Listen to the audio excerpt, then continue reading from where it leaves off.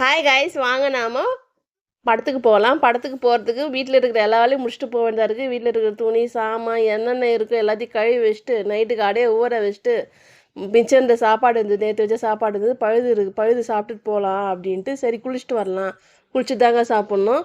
ஏன்னாக்கா கூழானாலும் குளித்து குடின்றாங்கல்ல, குளிச்சு தாங்க நம்ம சாப்பிடுவோம் எதுவாக இருந்தாலும். சரி, அதுக்கு போட்டிருக்கான ட்ரெஸ்ஸு தான் இது. குடும்ப தலைவி எந்த படத்துக்கு போக போகிறோன்னு உங்களுக்கு தெரிஞ்சிருக்கும். தலைவன் தலைவி தாங்க, லூலு மாலுக்கு தான் வந்தோம். அந்த படத்துக்கு தான் வந்தோம் நானும் பாப்பா வந்தோம். இந்த குடும்ப தலைவி அந்த படத்தை பார்க்கறதுக்கு போயின்ட்டுருக்கா. படம் தாங்க தலைவன் தலைவி. சாரி, திரும்பி திரும்பி அதே வருது வாயில். 2-3 கிளிக் எடுத்துக்கலாம். லைட்டிங் நல்லா இருக்கும், அப்புறம் ஆம்பியன்ஸ் நல்லா இருக்கும். நம்ம அழகாக ட்ரெஸ் பண்ணிட்டு வந்திருப்போம், அழகாக எடுத்துக்க வேண்டியதான். படத்துக்கு வரோமோ இல்லையோ, பிக்சர் எடுக்கிறதுக்கு நல்லா இருக்கிறதுக்கு எடுக்கும். படம் முடிஞ்சுதுங்க. 4 மணிலேருந்து 7 மணி வரைக்கும் படம்.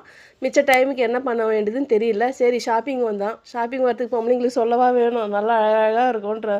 அங்கே என்னென்ன ப்ராடக்ட்ஸ் இருக்குது, என்னென்ன வச்சுருக்காங்க, என்னென்ன பண்ணியிருக்காங்கன்னு பார்த்துட்டு ஒரு சட்டி எடுத்தாங்க. மீன் குழம்புக்கு எடுத்தேன். மீன் குழம்பு செய்யலாம்.